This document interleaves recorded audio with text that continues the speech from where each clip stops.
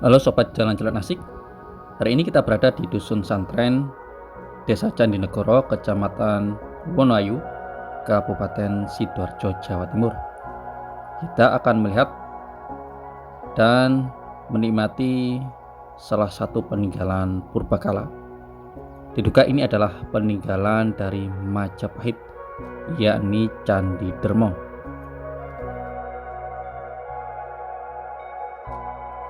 Kita akan coba berkeliling melihat dari sekeliling Candi Dermo ini.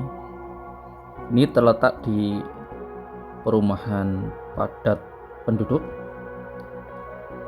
agak masuk gang sempit memang. Jadi teman-teman kalau ingin datang kemari, selain dengan menggunakan Google Maps, bisa juga bertanya langsung kepada penduduk sekitar.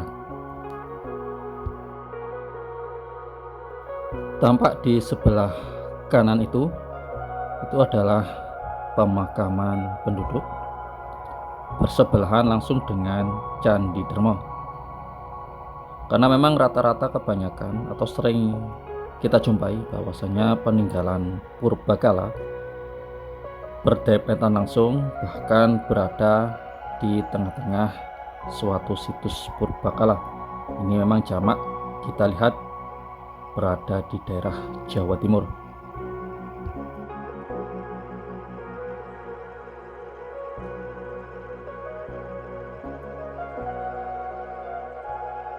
Untuk lingkungannya sudah cukup asri, menandakan bahwasanya Candi Dermo ini terawat cukup baik walaupun berada di tengah-tengah pemukiman warga sekitar.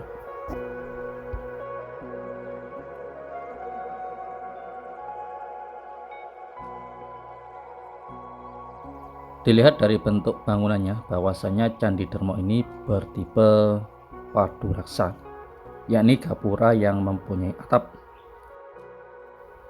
Untuk ukurannya, candi ini berukuran panjangnya 9 meter, lebarnya 7,7 meter, serta ketinggiannya 13,2 meter.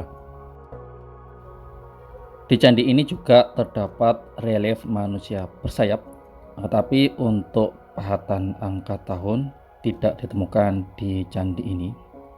Tetapi para ahli memperkirakan memang candi ini didirikan sekitar pada abad ke-14 atau pada masa Kerajaan Majapahit.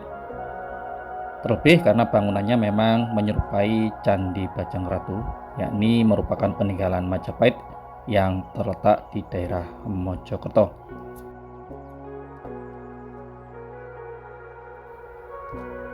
Selain adanya bangunan Candi Dermo ini, penggalian di sekitar candi ini juga menghasilkan beberapa temuan berupa blok-blok batu andesit. Diperkirakan merupakan sisa-sisa bangunan lain yang pernah berdiri di sekitar area situs ini. Ini kita berada di dalam Candi Dermo. Tampak kita lihat struktur bata merah yang menggunakan berkat semen. Ini dikarenakan zaman dulu Candi Dermo sempat mengalami kerusakan oleh pemerintah Hindia Belanda. Ketika itu candi ini dibongkar dengan menggunakan perkat berupa semen dan bentuknya juga lebih sempit. Tampaknya memang pemerintah Belanda ketika itu hanya sekedar ingin membongkar tanpa memperhatikan bentuk asli dari candi ini, karena dikhawatirkan kalau tidak segera dibongkar mungkin candi ini bisa roboh seketika.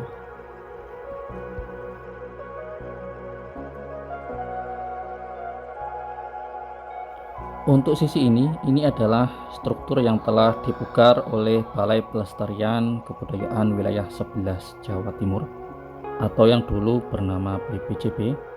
Bisa kita lihat sistemnya menggunakan sistem gosok atau sistem kosot. Kalau zaman Belanda tadi kita melihat dengan perkat menggunakan semen, tampak jauh berbeda.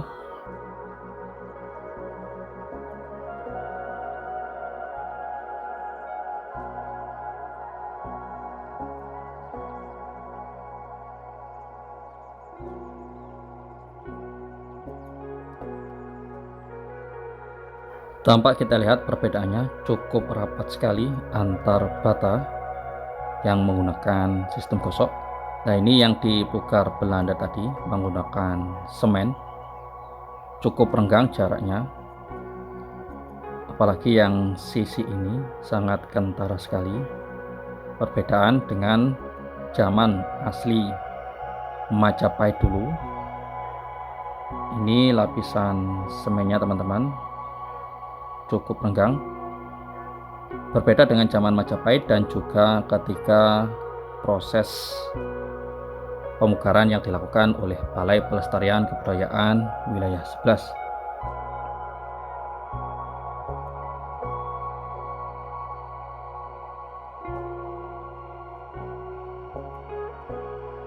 Untuk bata yang mengelupas seperti ini adalah bata aslinya. Tetapi kalau bata yang masih mulus, bersih, itu adalah bata hasil dari proses pemugaran BPK. Kita lihat perbedaan di sini. Sebelah kiri adalah waktu pemugaran, untuk sebelah tengah-tengah adalah bata asli, dan yang paling kanan ini ada semennya. Ini adalah pemugaran yang dilakukan oleh Belanda. Jadi Candi Dermo ini memiliki 3 fase, yakni ketika zaman kerajaan dulu Majapahit, kemudian fase Hindia Belanda, dan juga fase kemerdekaan. Semuanya memiliki ciri khas tertentu.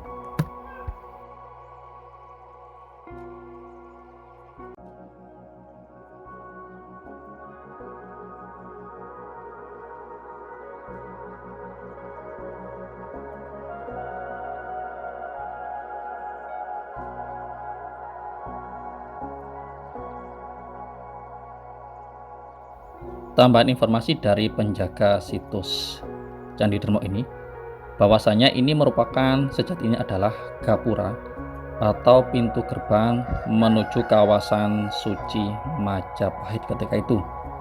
Tetapi untuk sampai zaman sekarang, bangunan yang dianggap suci tersebut hingga kini belum bisa ditemukan.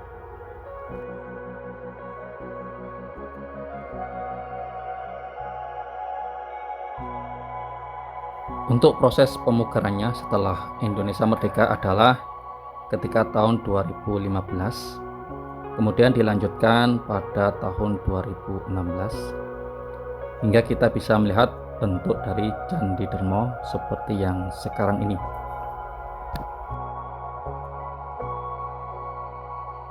Karena ini musim penghujan, kita lihat batanya sudah berlumut dan ada tumbuhan-tumbuhan kecil yang hidup di atas bata merah dari struktur Candi Dermo ini.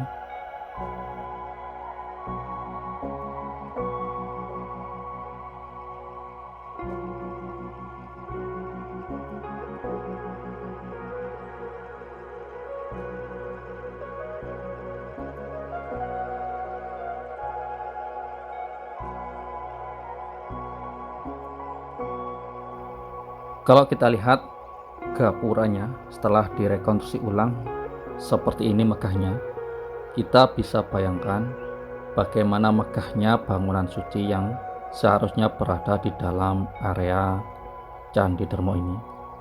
Pasti lebih megah dan lebih mewah.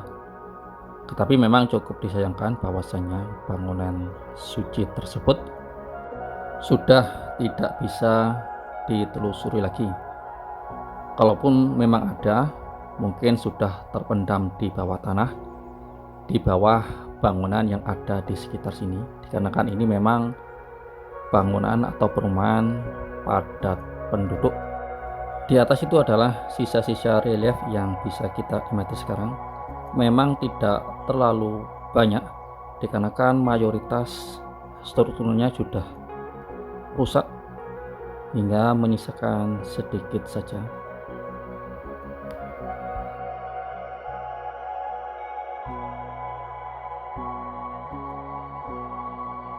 Ini adalah bagian struktur sayap dari Candi Dermo.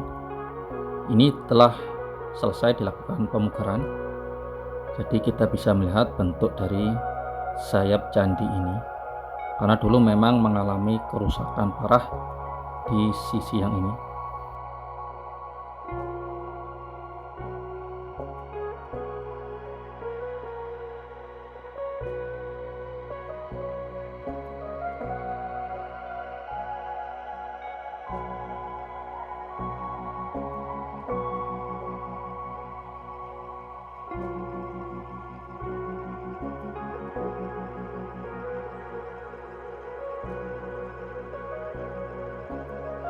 Lagi-lagi di sisi ini kita bisa melihat perbedaan antara bata hasil pemekaran dan juga bata asli.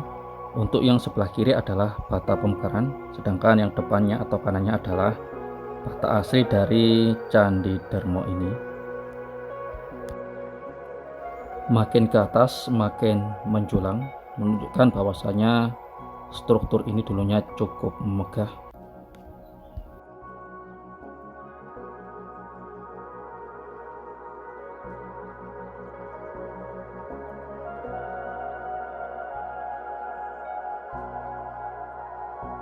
Pada sisi ini kita jumpai adanya relief tapak dara. Ini biasanya dulu digunakan untuk mengusir energi negatif. Kita jumpai juga di Candi Mangkal dan juga candi-candi yang lain mirip seperti ini, menyerupai lambang plus kalau zaman sekarang.